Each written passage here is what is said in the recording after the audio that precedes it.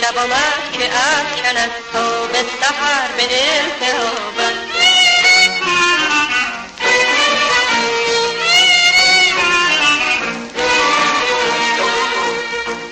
خیزم و به دوش کشم تفنگ کار خود را، به اسب یک شناس سوار شوم روم به صحرا.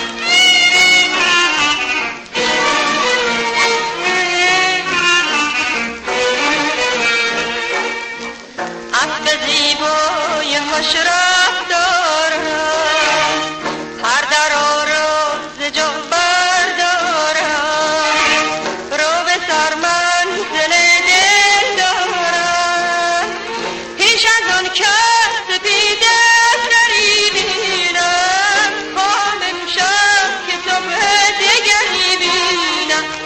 گر توانی ببر اسب سپید من، برسانم به آن صبح امید من.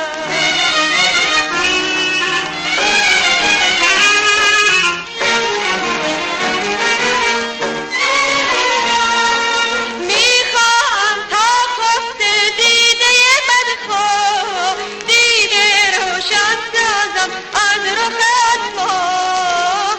همتی کن خدا را سحر شد، با سخن گفتن امشب به سر شد.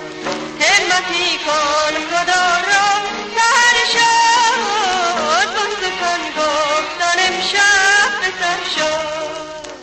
شب آمد که رفتنم فکر و خیال او بخوابم، شب آمد که افکنم تا به سحر به التهابم.